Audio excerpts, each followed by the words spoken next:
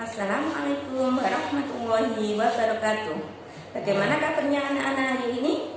Alhamdulillah, luar biasa. Allahu Akbar. Yes, ya.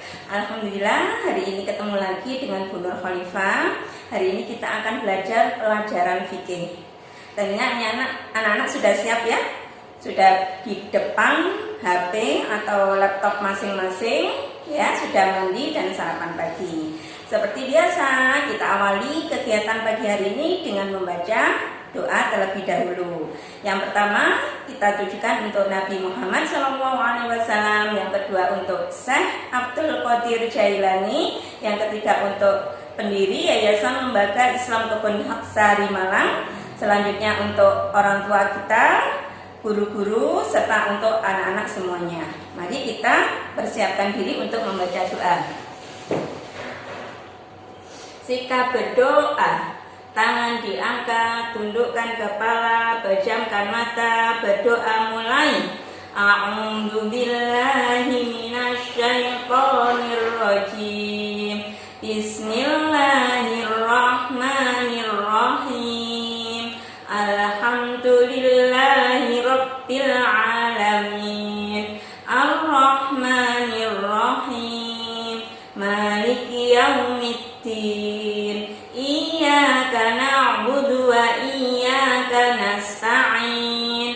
Ihdinas siratal mustaqim. Siratal ladzina an'amta 'alaihim ghairil maghdubi 'alaihim waladdallin. Rabbighfirli wa liwalidayya wa lil mu'minina amin. Raditu billahi rabba wa bil islami dina wa bi Muhammadin nabiyyan wa rasula. Rabbi zidni ilma warzuqni fahma. Amin ya rabbal alamin. Terima kasih. Untuk selanjutnya, mari kita belajar fikih. Sebelum kita masuk ke materi yang akan disampaikan oleh Bu Nur ingin mengingatkan kembali materi seminggu yang lalu, ya, yaitu masih dalam pelajaran keempat tentang tata cara membersihkan diri atau yang disebut dengan istinja. Masih ingat kalian apa arti dari istinja? Pintar. Istinja itu ada dua pengertian, yaitu menurut bahasa bersih atau terlepas atau selamat dari penyakit. Sedangkan menurut istilah hukum Islam, yaitu menghilangkan kotoran dan najis setelah buang air besar atau kecil. Masih ingat ya? Ya. Kita kembali ke peta konsep. Kemarin kita sudah belajar tentang pengertian istinja, kemudian etika atau cara buang air kecil atau besar. Hari ini kita akan belajar tentang alat istinja, praktek tata cara istinja, dan hikmah dari istinja. Baik, kita lanjutkan. Alat istinja, kemarin sama Bu Nur sudah disinggung apa saja alat yang bisa untuk dipakai istinja. Yang pertama adalah air.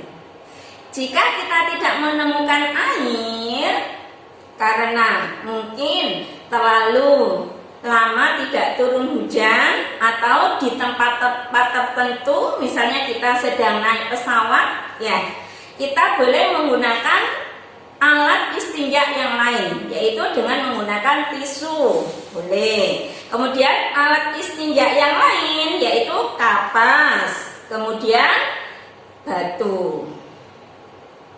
Ya, sekarang hal penting yang perlu diperhatikan ketika istinja. Anak-anak boleh dibuka bukunya, buku fikihnya, dibuka halaman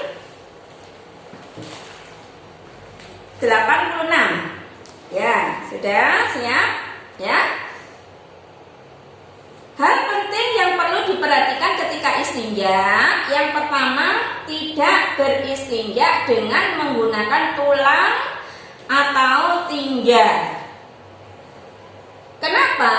Di sini ada sabda Rasulullah SAW yang berbunyi, la tastanju bil rausi wala bil idami fa innahu zatu ikhwanikum minal jinnah. Yang artinya, janganlah kalian beristinja dengan kotoran hewan dan tulang, karena keduanya adalah makanan atau makanan saudara-saudara kalian dari jin. Ya, jadi kita kenapa tidak boleh istinja dengan tulang? Karena tulang dan kotoran atau tinja itu adalah makanan saudara-saudara kalian dari jin. Ya, karena Allah menciptakan selain manusia ada makhluk lain, yaitu jin, setan, kemudian tumbuhan, hewan. Ya, itu adalah sama-sama makhluk ciptaan Allah. Dalam hadis tersebut melarang kita untuk beristinja dengan kotoran hewan dan tulang. Tidak beristinja dengan apa saja yang di dalamnya terdapat manfaat. Contoh, pohon rami atau daunnya dan sebagainya. Tidak beristinja dengan sesuatu yang dapat dimakan. Contohnya roti atau kue kering dan sebagainya.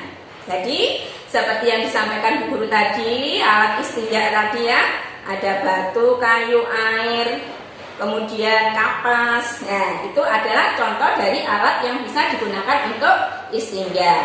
Yang kedua, tidak beristinja dengan tangan kanan. Ya, karena istinja itu adalah membuang kotoran atau najis dari tubuh kita. Kita menggunakannya dengan menggunakan tangan pintar, tangan kiri. Ya, satunya membawa gayung, tangan kirinya menggosok-gosok atau membersihkan sisa-sisa dari najis yang keluar dari tubuh kita.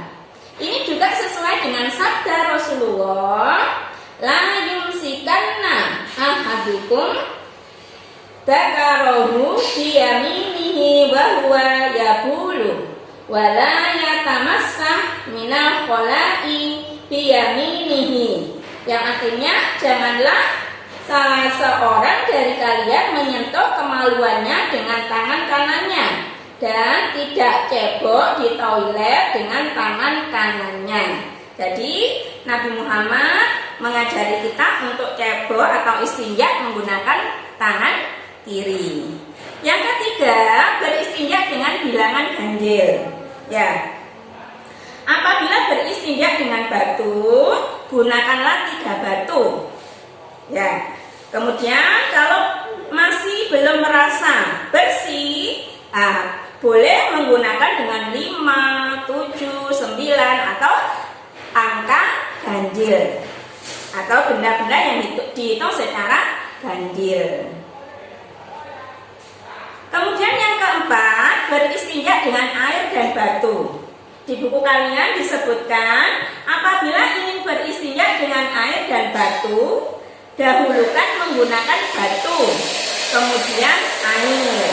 Apabila cukup dengan salah satu dari keduanya, maka diperbolehkan. Hanya saja air itu lebih baik. Ya, kalau kita menemukan banyak air, lebih baik beristinja dengan menggunakan air. Lanjut, praktek tata cara istinja. Silakan dilihat lagi bukunya halaman 88. Praktek tata cara istinja yang pertama, berdoa sebelum masuk kamar mandi atau WC. Ya, ingat doanya? Ya, bismillahirrahmanirrahim, a'udzubika minal khubusi wal khaba'is. Kemudian mendahulukan kaki kiri ketika masuk ke dalam kamar mandi atau WC. Yang ketiga, memakai alas kaki. Ya, hendaknya memakai alas kaki atau boleh sandal jepit, boleh apa itu klompen ya. Ya, yang terbuat dari kayu itu ya, boleh. Supaya kalau di situ di kamar mandi ada kuman-kuman tidak menyentuh atau masuk ke kaki kita. Yang keempat, menutup pintu rapat, ya, supaya tidak terlihat oleh orang lain. Kemudian yang kelima, membersihkan kubur dan dubur dengan tangan kiri, ya, baliknya dengan menggunakan tangan kiri. Yang keenam, jangan lupa menyiram lantai atau kloset sampai benar-benar bersih. Yang ketujuh, jika kita beristinja menggunakan selain air, maka kita harus membuang sampahnya pada tempatnya. Selanjutnya, nomor 8, mendahulukan kaki kanan ketika keluar dari kamar mandi atau WC. Jadi kalau masuk tadi menggunakan kaki kiri, kalau keluar menggunakan kaki kanan. Yang ke-9, berdoa setelah keluar dari kamar mandi. Bagaimana doanya? Di buku kalian coba kita baca bersama ya. Alhamdulillahilladzi adhaba annil ada wa afani. Ya, yang masih belum hafal, anak-anak boleh minta tolong mamanya untuk mengajari ya, boleh dihafalkan doa ketika masuk kamar mandi dan keluar kamar mandi. Yang sudah hafal, Bu Nur ucapkan pintar, terus dipakai supaya terus hafal ya. Sekarang yang terakhir, hikmah dari istinja. Apa hikmah dari istinja atau apa manfaatnya kalau kita istinja? Yang pertama, sebagai bentuk pengakuan Islam terhadap kesucian manusia. Di buku kalian disebutkan manusia kecenderungan mencintai kebersihan, menghindari sesuatu yang kotor dan jorok. Islam agama yang suci, memerintahkan pada hal-hal yang selaras dengan kesucian manusia. Ya. Kemudian yang kedua, menjaga kewibawaan dan kemuliaan umat Islam. Islam mencintai kehidupan yang nyaman dan aman. Islam menghendaki umatnya tidak tersisih dari pergaulan karena masalah kebersihan. Ya, kalau kita punya teman yang jorok, ya, misalnya dia tidak suka menjaga kebersihan sehingga di dalam tubuhnya atau di tubuhnya itu mengeluarkan aroma yang kurang sedap, ya, senang apa enggak berdekatan dengan teman seperti itu? Enggak kan ya? Nah, kita senang kalau mempunyai teman yang menjaga kebersihan. Oleh karena itu kita juga harus menjaga kebersihan supaya orang yang bergaul dengan kita merasa senang, ya. Kemudian yang ketiga, menjaga kesehatan. Ya.